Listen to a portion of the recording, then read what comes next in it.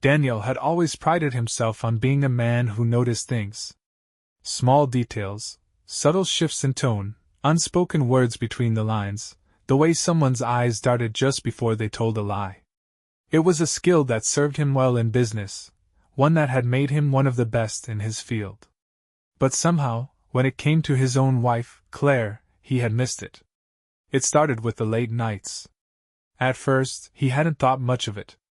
Claire was always the social one, the kind of woman who thrived on connection and conversation. She loved her book clubs, her yoga classes, her wine nights with the girls. But then, the excuses became thinner, more transparent. A sudden need to clear her head, with long drives. Trips to the grocery store that took hours. A new volunteer project that seemed to demand an impossible amount of time. Daniel tried to push the doubts away. He reminded himself that Claire had always been independent. That was what he loved about her, wasn't it? She had her own life, her own routines, and he had his. He told himself he was imagining things. Then one night, she came home late. Too late. Daniel had been sitting in the living room, pretending to watch television. The clock read 1:43 a.m. when he heard the familiar sound of Claire's car pulling into the driveway. He didn't move. He just listened. The way she hesitated before coming inside. The soft click of her heels as she crossed the threshold. The deep breath she took just before stepping into the room. "Hey," she said, forcing a smile as she dropped her keys on the counter. "You're still up?" "Yeah," Daniel said, his eyes steady on her. "Couldn't sleep." She nodded, brushing a hand through her hair. It was a nervous habit. He had seen it before. "Long night. Sorry, I got caught up." "Where were you?" She hesitated.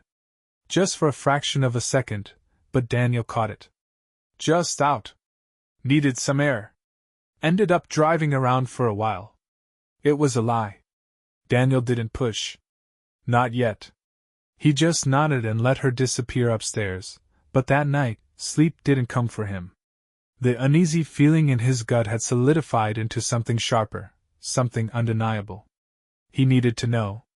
The next day, he left work early.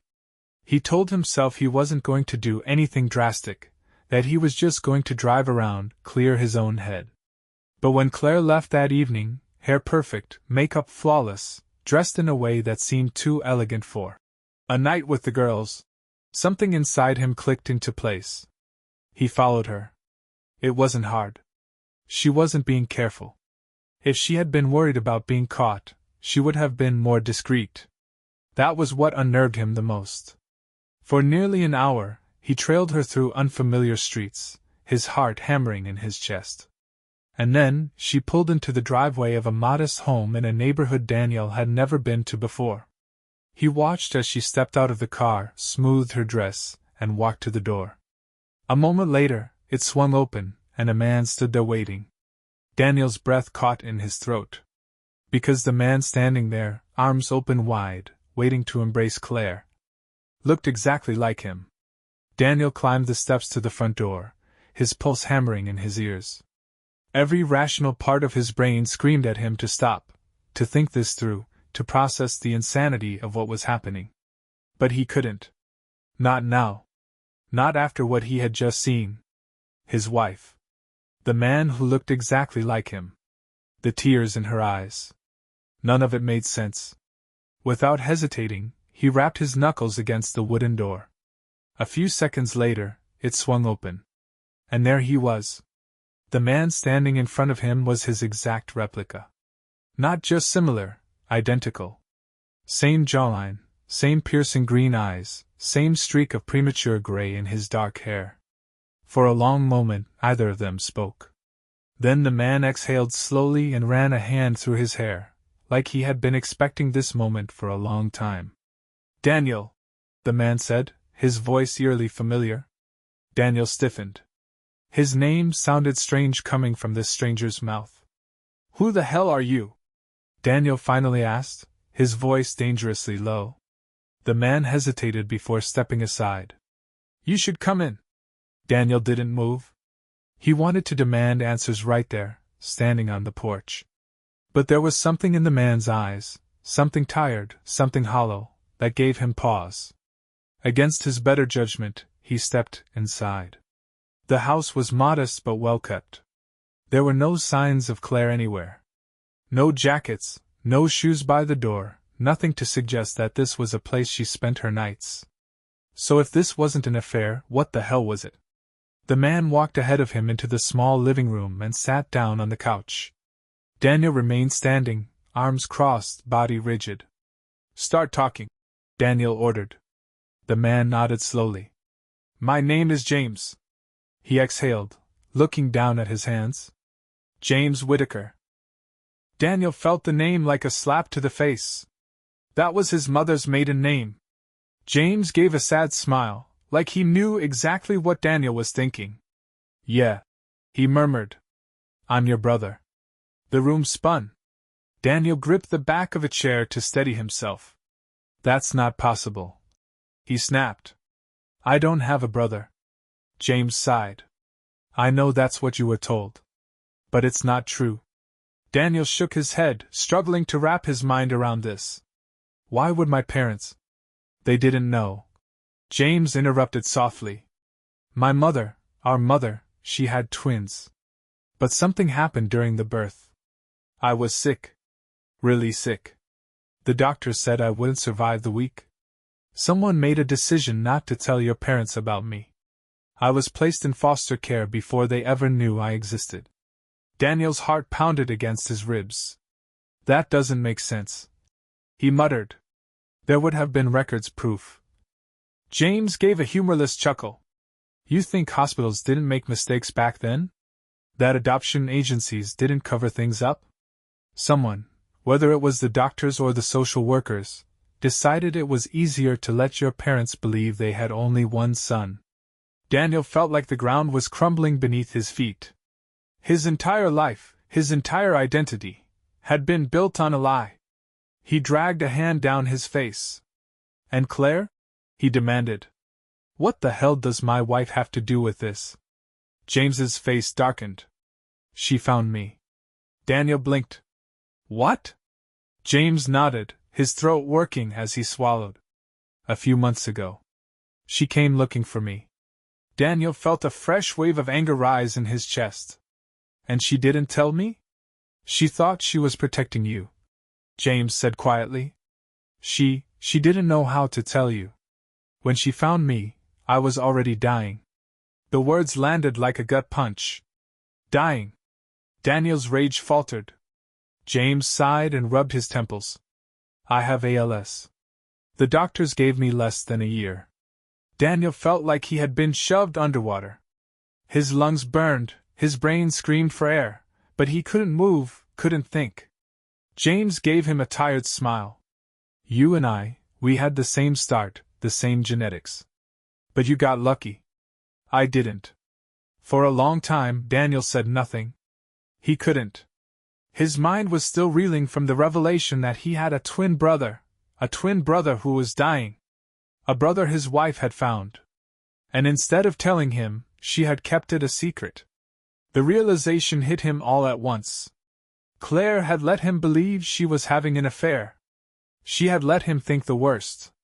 Instead of breaking his heart with the truth, she had let him hate her. Daniel clenched his fists. "That's why she was here," he said hoarsely. "That's why she was crying." James nodded. "She's been visiting me every week. She didn't want you to know." Daniel stared at his brother, his twin, feeling something crack inside him. All the rage. All the suspicion. And beneath it, something else entirely. Grief. Daniel sat in stunned silence, the words still echoing in his mind. A brother. A twin. Dying. The room felt smaller, suffocating. His breath came shallow, his hands clammy against his thighs as he struggled to process what James had just told him. Claire had found him.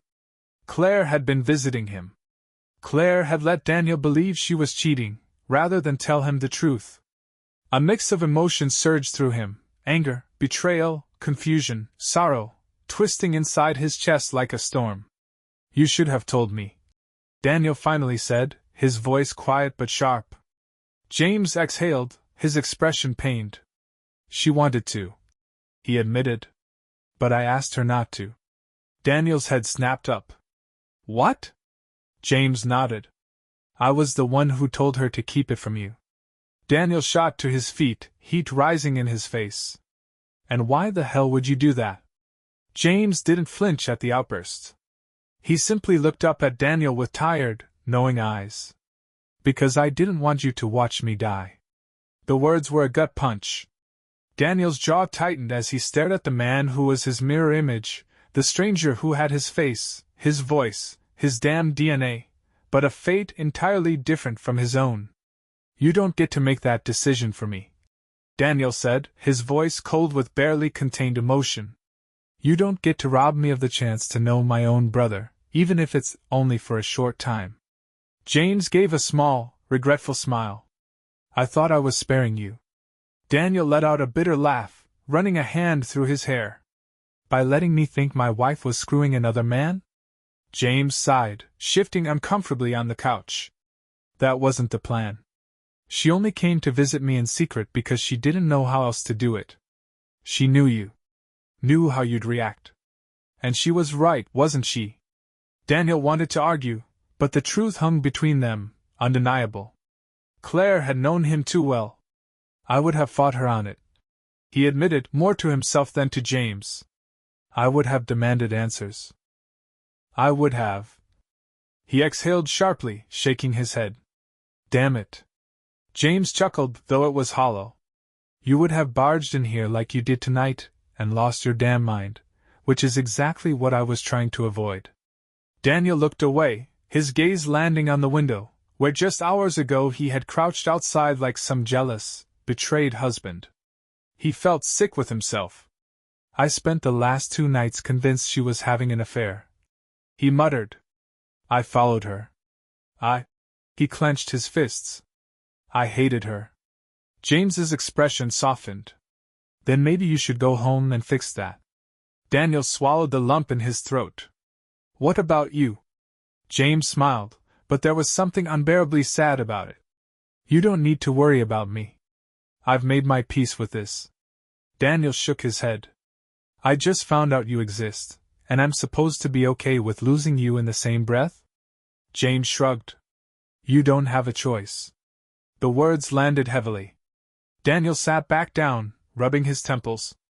How long? James hesitated. Doctors say months. Maybe less.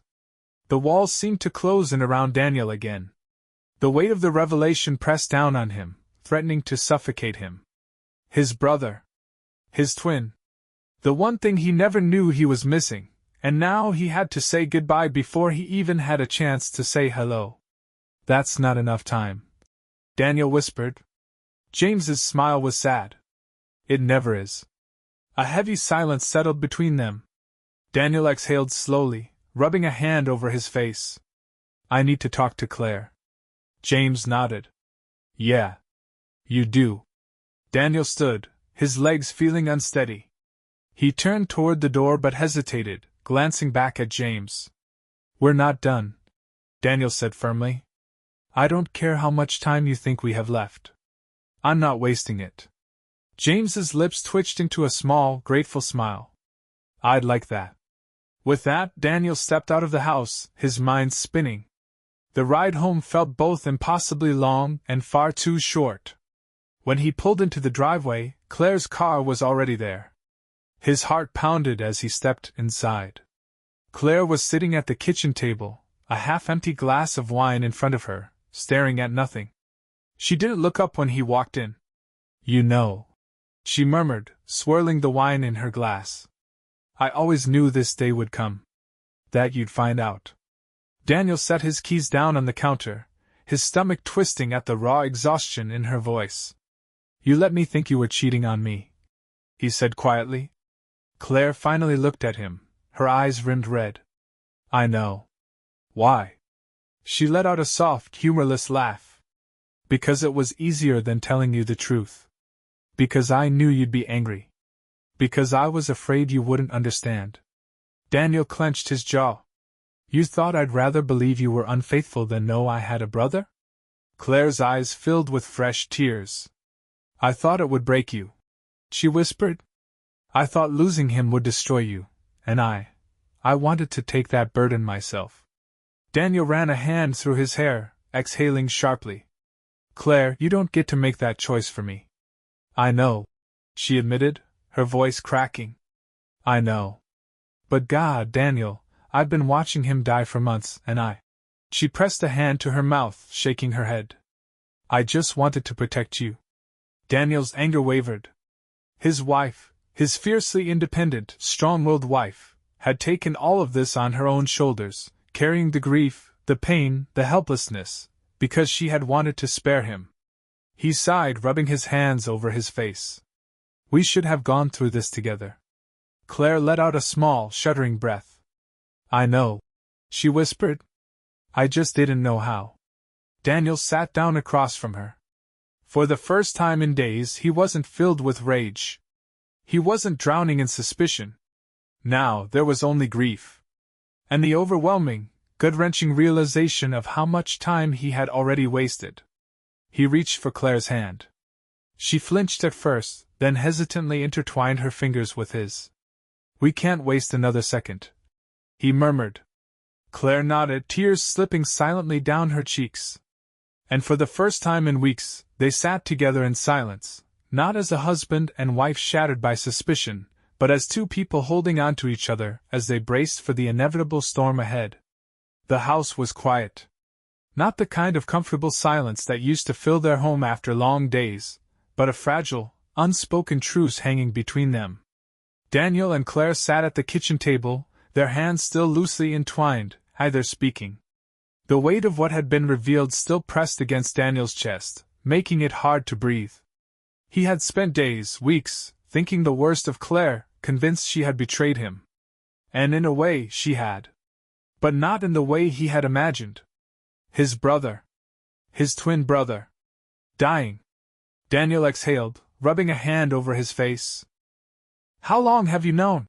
He asked, his voice strained. Claire hesitated. About 5 months, she admitted.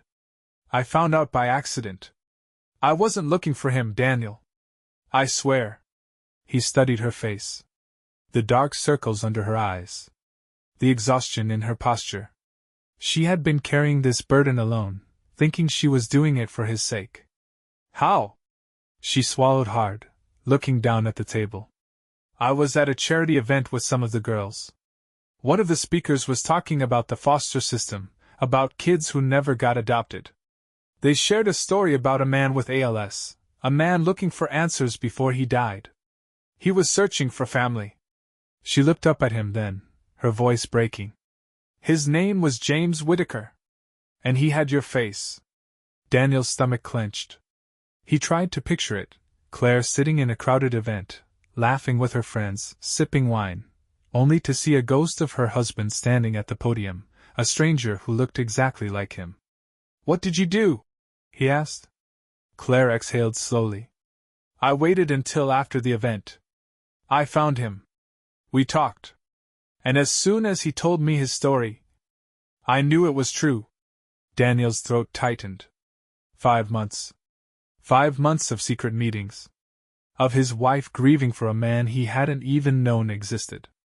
You should have told me, he murmured. Claire nodded. I know. Daniel clenched his jaw. Instead, you let me think you were having an affair. I never meant for you to think that, Claire whispered. But you let me. His voice was harder now, edged with the remnants of hurt he wasn't sure would ever fully fade. You let me sit in this house, night after night, thinking you were betraying me. Claire wiped at her eyes. I didn't know how to tell you, Daniel. And then, when I saw how much it was tearing me apart, when I saw how much he didn't want you to know, I made a choice. She inhaled shakily. I thought it would be easier if I was the bad guy. Daniel sat back, trying to find steady ground in this storm of emotions. His brother had wanted to spare him the pain of watching him die.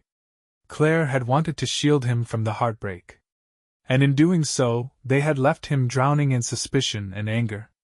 His chest ached. He had wasted so much time.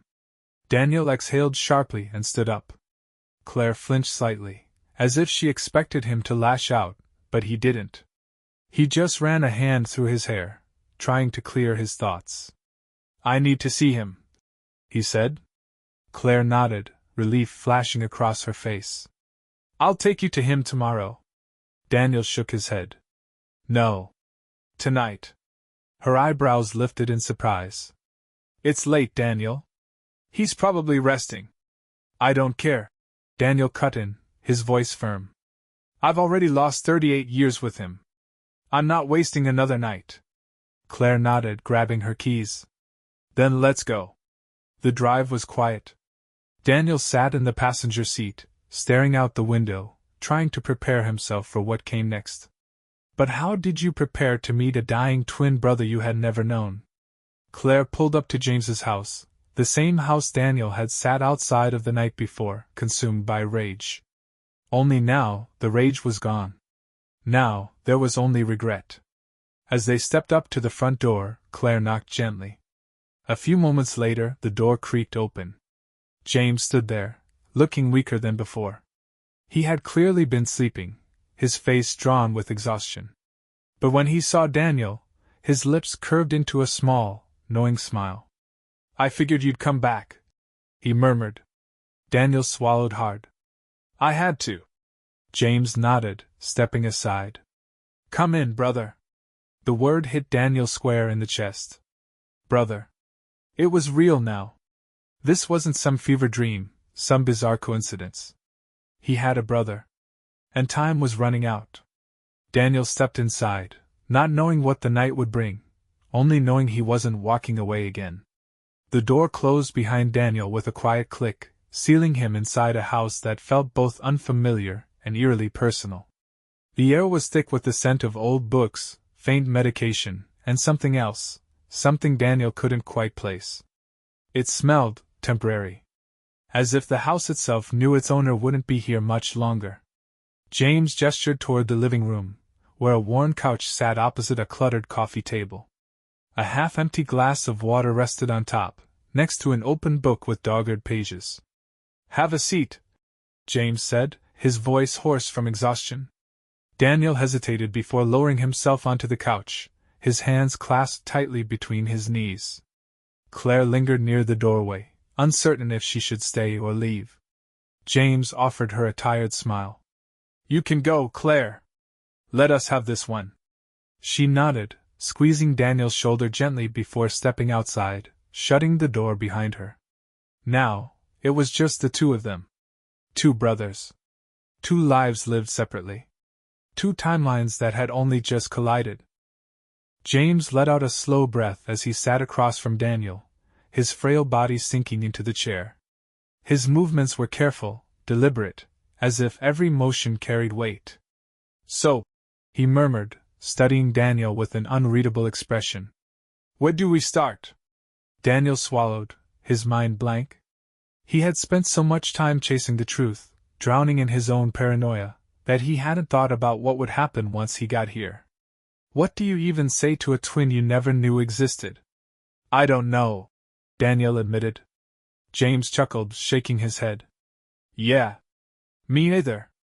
A silence stretched between them, not quite awkward but heavy. Daniel's eyes drifted around the room, taking in the small details. No family photos. No personal touches beyond a few scattered books and blankets. "Why didn't you try to find me?"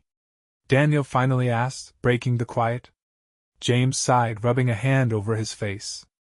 "I did," he admitted. "Or I wanted to. But by the time I was old enough to ask questions, there weren't many answers left to find." Daniel frowned. "What do you mean?" James leaned back, staring at the ceiling. "The foster system isn't kind to kids like me. Sick. Unwanted. I bounced around a lot. By the time I was stable enough to start digging into my past, it had already been buried under years of lost paperwork, dead ends, and people who didn't care." He let out a humorless laugh. "It wasn't until I got my diagnosis that I really tried again. I figured if I was dying, I should at least know where I came from." Daniel's chest tightened. James sighed, shaking his head. And then Claire found me first. Daniel ran a hand through his hair, exhaling sharply. She should have told me. James smiled weakly. She wanted to. Daniel clenched his jaw. Then why didn't she? James studied him for a long moment before answering. Because she knew it would break you. Daniel scoffed. That's not her call to make. No, James agreed. But it was mine. Daniel's head snapped up, his eyes narrowing. James sighed, shifting in his seat. I asked her not to tell you, he admitted. I didn't want you to watch this happen. Daniel's fists tightened. That wasn't your decision either. James let out a small, tired chuckle. I guess we both made bad calls, huh? Daniel stared at him, the weight of everything settling into his bones. The anger he had felt toward Claire, toward James, toward the universe for throwing this at him so late, it was still there. But beneath it, something else was growing. Grief. Regret. A quiet, aching sense of loss for a lifetime they would never get back. How bad is it? Daniel asked, his voice quieter now. James hesitated. Don't lie to me, Daniel added before he could answer. James sighed. It's bad. Daniel looked away, jaw clenching. How long? Months, James said. Maybe weeks. The doctors don't know. ALS doesn't have a schedule. Daniel's hands curled into fists. He had just found his brother, and already, he was losing him. He exhaled sharply, standing up. You're coming home with me. James blinked. What? You heard me, Daniel said, pacing now. You're not dying in this house alone. You're coming home with me. James shook his head. Daniel. I mean it. Daniel cut him off. You said you didn't want me to watch this happen. Well, too bad. I lost a brother for 38 years. I'm not losing you again. James stared at him for a long time. Then, slowly, a small, genuine smile crossed his face. You really are stubborn, huh? Daniel smirked, though his throat felt tight. You have no idea. James let out a small breath, as if he had been holding something in for a long time. All right, he said softly. Let's do this your way. Daniel nodded, determination settling in his chest. He had spent days convinced his world was falling apart. Now, he was going to do everything in his power to keep what was left of it together. The car ride home was silent. Not tense, not awkward, just quiet, as if either brother wanted to disturb the fragile reality settling between them. James sat in the passenger seat, staring out the window, his fingers twitching slightly against his thigh. He looked tired. Beyond tired. The deep kind of exhaustion that sleep couldn't fix. Daniel kept his hands on the wheel, focusing on the road, trying not to let his mind spiral into what-ifs. What if they had known each other their whole lives? What if James had grown up with a family instead of bouncing from place to place? What if Daniel had spent years thinking about a brother instead of finding out about him just in time to lose him? Claire was waiting at the house when they arrived. She had been pacing the front porch, but when she saw the two of them pull in, she stopped, her hands twisting together, as she watched James step out of the car. Hey, she said softly. James smiled, though it was weaker than before. Hey. For a moment, no one spoke. Then, Claire stepped forward and wrapped her arms around James, holding him tightly. He stiffened, surprised, then slowly relaxed, resting his chin on top of her head. Daniel watched them, his emotions tangled in knots. Claire had known James for months. She had carried the weight of this secret alone, mourning his brother before Daniel even knew he existed. And now, as much as he wanted to be angry, all he felt was gratitude. She had been there when he couldn't. Claire pulled away, blinking rapidly as she wiped at her eyes. Come inside, she said, clearing her throat. I made up the guest room for you. James arched an eyebrow. Guest room? What, no penthouse suite? Claire smirked. You get what you get. James chuckled and followed her inside, moving slowly, carefully. Daniel walked behind them, his gaze unconsciously flicking to James's unsteady steps, the way his fingers gripped the doorframe for balance. He wasn't sure if James noticed. But Daniel did. And it scared the hell out of him. The first few days were an adjustment. James tried to pretend everything was fine, cracking jokes whenever things got too serious. But the truth was written all over his body. The tremors. The muscle weakness.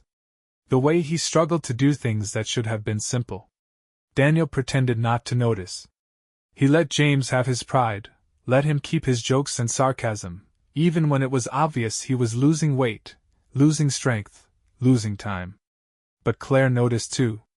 She would step in when James refused to ask for help, handing him a fork when his fingers couldn't grip one properly, steadying him when he wobbled, acting like it was nothing, like it didn't matter. And James let her. It was different with Daniel. With Daniel, James fought it.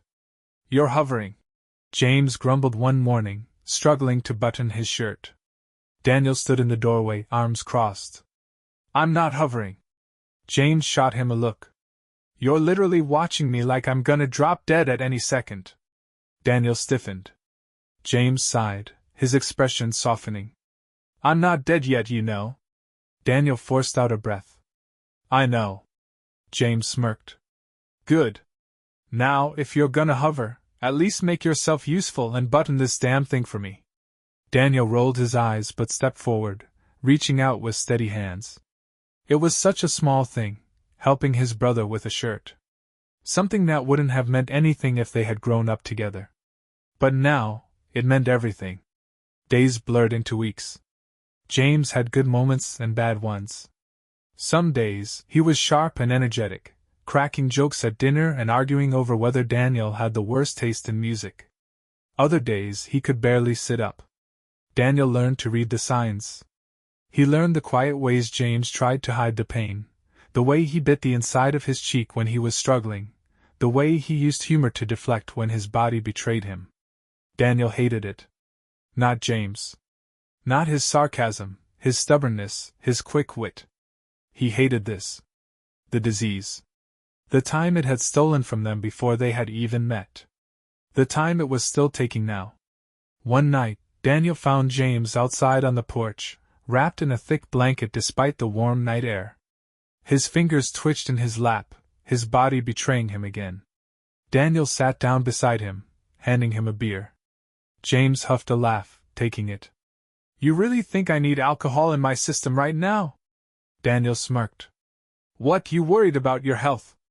James barked out a laugh, shaking his head. "Touché."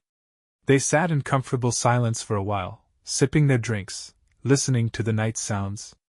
Then James sighed, staring up at the sky. "You know, when I first found out I was dying, I was pissed," he admitted. "I kept thinking, why me? Of all the people in the world, why me?" Daniel didn't respond. He just let James talk. "But then I realized something," James continued. "If I hadn't gotten sick, I never would have looked for you." Daniel swallowed hard. James turned his head, meeting Daniel's gaze. "I spent my whole life thinking I was alone. And now, at the end of it, I'm not." He smirked, nudging Daniel with his elbow. "Kinda sucks for you, huh? You finally get a brother, and he comes with an expiration date." Daniel clenched his jaw. "That's not funny." James shrugged. "It's a little funny." Daniel exhaled sharply, gripping the beer in his hand. "I wish we had more time." James's smirk softened. "Me too." A beat of silence. Then James grinned. "But hey, if nothing else, I got to screw with your head for a little while." "That was fun." Daniel groaned. "I swear to God, if you bring up how you let me think Claire was cheating one more time." James laughed, full and genuine. "Oh, I am taking that to my grave." Daniel rolled his eyes, but he was smiling. Because for now, for this one night, James was still here. And Daniel wasn't ready to say goodbye. Not yet. Time ran out faster than Daniel was ready for. James fought, but ALS didn't care about willpower. It didn't care about brotherly reunions or stolen time. It didn't care that they had barely begun to know each other. It just took. By the third month, James couldn't walk without help. His hands, once steady and sharp, shook so badly he could barely hold a fork. By the fourth, speaking became harder. His voice slurred, words coming slower. Daniel hated it. Hated watching his brother, his twin, fade away in front of him, piece by piece. Claire helped where she could, her quiet strength keeping them all afloat. She learned how to care for James in ways Daniel couldn't, stepping in when he refused to ask for help. And James? James never lost his humor. Even when his body betrayed him. "You're looking at me like I'm already dead," James muttered one evening, his words sluggish but clear. Daniel scowled. "I'm not." "You are." James smirked. "It's weird." "Stop it." Daniel exhaled through his nose. "You're an ass." James chuckled. "I try." But the laughter didn't last as long anymore. The silences stretched longer. Daniel noticed the changes before James ever said a word. The way he flinched when his legs refused to move. The way his hands curled into fists when his fingers stopped working. The frustration that flickered in his eyes when his voice failed him. By the 5th month, James needed a wheelchair. And by the 6th, he could barely leave the bed. Daniel never left his side. Not when the doctors gave them the final prognosis. Not when the breathing treatments became routine. Not when the days blurred together, each one heavier than the last. "You should get some sleep," Claire murmured one night, standing in the doorway of the guest room. Except it wasn't a guest room anymore. It was James's room. His hospice room. Daniel sat beside the bed, his elbows on his knees, watching his brother's chest rise and fall, each breath slower than the last. "I'm fine," Daniel said, his voice hollow. Claire hesitated before stepping forward, resting a gentle hand on his shoulder. "He wouldn't want you to do this to yourself." Daniel swallowed hard, shaking his head. "I don't care what he wants." Claire sighed but didn't argue. She just squeezed his shoulder before quietly leaving the room. James stirred a little, his eyelids fluttering. Daniel leaned in. "Hey," he murmured. James's lips twitched weakly. "Still here?" Daniel smirked. "Not going anywhere." James exhaled softly. "Figures." They sat in silence for a while. Then James shifted, his body barely moving, but his fingers twitched toward Daniel's. Daniel grabbed his brother's hand. Held on tightly. James's breathing was slow. Too slow. "Hey," Daniel said, his voice cracking. "Stay with me, all right?" James smiled faintly. "Not up to me." Daniel squeezed his hand. "I hate you for this." James huffed out the ghost of a laugh. "I know." Daniel's chest ached. He had spent years never knowing James existed. Then he found him, only to lose him all over again. It wasn't fair. James's grip tightened, weak but insistent. His eyes opened, locking onto Daniel's.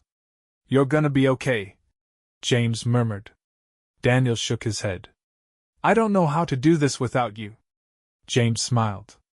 "You always did." Daniel clenched his jaw, his throat burning. James's eyes were still open, but his grip slackened. His breathing slowed. Daniel held on. "James!" But his brother had already let go. The funeral was small. James had no family except for Daniel, no lifelong friends, no people from a past he had never truly belonged to. Daniel made sure he wasn't buried alone. Claire stood beside him as the casket lowered into the ground, her hand tight around his. But Daniel barely felt it. He barely heard the priest, barely saw the handful of people who had come to pay respects. He only saw the gravestone. James Whitaker 1985 to 2024 beloved brother. Finally found. Never forgotten. Daniel's chest caved in. Because it was true. James had been lost to him his whole life. And now, he was gone forever. Life moved forward because that's what life did. Weeks passed. The grief didn't get easier, but it got quieter. Less suffocating.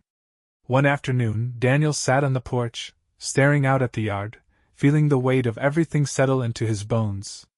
Claire sat beside him, silent for a long time before speaking. He loved you, she said softly. Daniel swallowed, nodding. You gave him something he never had, she continued. A family. Daniel clenched his jaw. It wasn't enough. Claire reached over, threading her fingers through his. It was to him. Daniel exhaled, closing his eyes. Maybe she was right. Maybe 6 months wasn't enough time to make up for a lifetime apart. But maybe it was enough time to love someone. To be there when it mattered. And maybe, just maybe, that was what James had needed most. Daniel squeezed Claire's hand. And for the first time in months, he let himself breathe.